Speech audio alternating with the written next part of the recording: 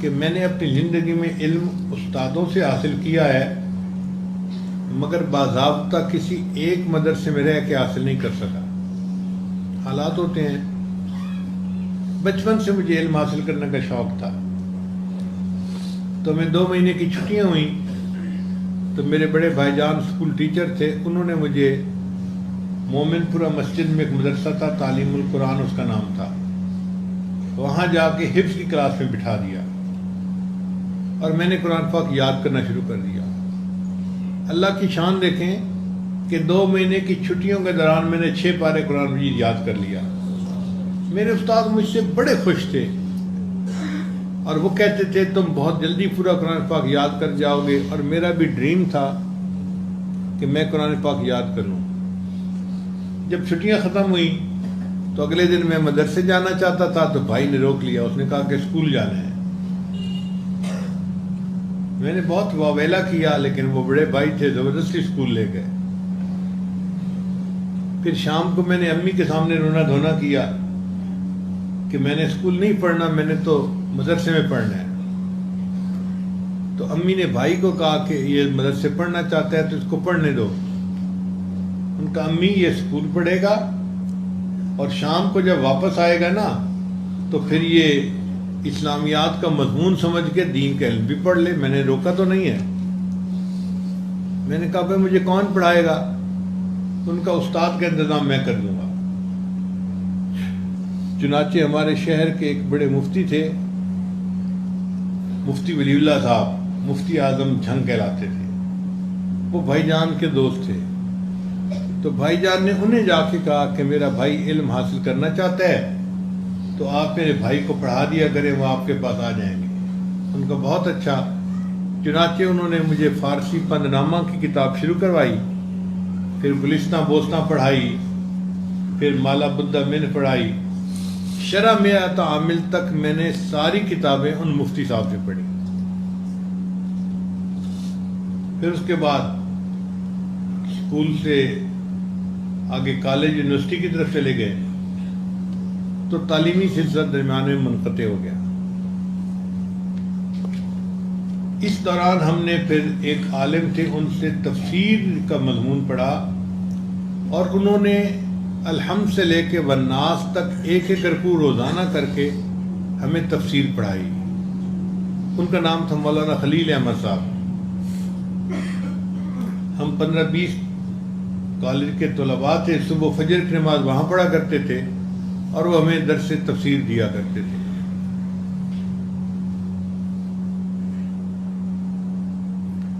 پھر جب یونیورسٹی میں میرا داخلہ ہوا نا، یونیورسٹی لاہور میں، تو داخلے سے فارغ ہونے کے بعد میرے دل میں شوق تھا کہ میں کوئی مدرسہ ڈھونڈوں تاکہ وہاں پڑھ لیا کروں۔ تو یونیورسٹی کے بالکل ساتھ ایک محلہ ہے، اس کا نام ہے بیگم پورہ۔ اس بیگم پورہ محلہ میں ایک مدرسہ تھا، اس کا نام تھا ضیاء العلوم۔ چترال کے علماء تھے جو ان کے ناظم تھے، محتمم تھے، مفتی تھے۔ میں ان کے پاس گیا اور میں نے انہیں بتایا جی کہ میں اس یونیورسٹی کا طالب علم ہوں اور میں شام کو کچھ وقت کے لیے مدرسے میں آ جایا کروں گا اور میرا دل چاہتا ہے کہ میں علم حاصل کروں، تو آپ علماء کو حکم دے دیں کہ وہ مجھے ٹائم دے دیا کریں۔ محتمم صاحب بڑے خوش ہو گئے کہ انجینئر یونیورسٹی کا ایک طالب علم ہمارے مدرسے میں علم پڑھنے کے لیے آ رہا ہے۔ بہرحال انہوں نے استادوں کو حکم لگا دیا اور میں شام کو جب جاتا تو مختلف استادوں سے مختلف کتابیں پڑھا کرتا تھا۔ ساری کتابیں الحمدللہ میں نے مدرسے میں پرائیویٹ طور پر استادوں سے پڑھی، بس اتنا فرق ہے کہ میں نے امتحان نہیں دیا۔ اس زمانے میں وفاق المدارس نیا نیا بنا تھا اور امتحان دینے کا اتنا رواج عام نہیں تھا۔ میں نے اپنے استاد سے پوچھا بھی صحیح، استاد جی وفاق المدارس کا امتحان ہوتا ہے، اگر آپ اجازت دیں تو میں بھی درخواست دے دوں، میں بھی امتحان دوں گا۔ تو وہ کہنے لگے کہ ہم بھی وفاق کے نہیں پڑھے ہوئے، استادوں سے پڑھے ہیں، تمہیں علم چاہیے یا علم کا کاغذ ڈگری چاہیے؟ میں نے کہا جی علم چاہیے۔ کہنے لگا بس پھر پڑھو۔ میں نے کہا استاد جی وہ جو ڈگری مل جاتی ہے نا تو ذرا اچھی ہوتی ہے۔ تو میرے استاد نے مجھے کہا اچھا یہ بتاؤ کہ جنہوں نے وفاق بنایا ہے وہ کس وفاق کے تحت پڑے ہوئے ہیں. تو میں خاموش ہو گیا. اس مجبوری سے میں امتحان نہ دے سکا. اگر استاد جی مجھے اجازت دے دیتے اور میں امتحان دے دیتا تو میں تو یونیورسٹی میں پوزیشن لینے والا لڑکا تھا. وفاق کے امتحان کو پاس کرنا کوئی مشکل نہیں تھا میرے لیے، مگر وہی ہوتا ہے جو اللہ کو منظور ہو. بخاری شریف میں نے حضرت مولانا محمد جعفر دامت برکاتہم سے پڑھی. حافظ القرآن بھی ہیں اور حافظ البخاری بھی ہیں. پوری بخاری شریف ان کو زبانی یاد ہے. من الابتداء الی الانتہاء متن و روایہ کلو.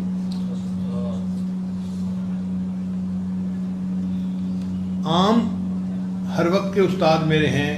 ہمارے شیخ الحدیث حضرت مولانا حبیب اللہ صاحب دامت برکاتہم، وہ میرے بچوں کے بھی استاد ہیں، میرے بھی استاد ہیں، اور ہمارے مدرسے کے شیخ الحدیث بھی ہیں.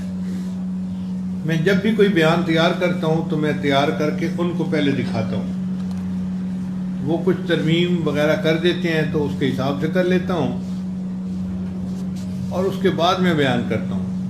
اور زندگی میں کوئی مسئلہ بھی مجھے پیش آتا ہے، نہ کہیں بھی ہوں، تو میں فون کر کے ان سے مسئلہ پوچھتا ہوں اور اس کے مطابق آگے زندگی گزارتا ہوں. تو الحمدللہ کہ اللہ تعالیٰ نے دین کا علم عطا کیا.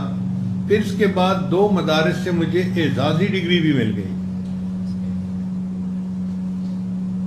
ایک جامعہ رحمانیہ ہے جہانیہ منڈی میں مدرسہ ہے.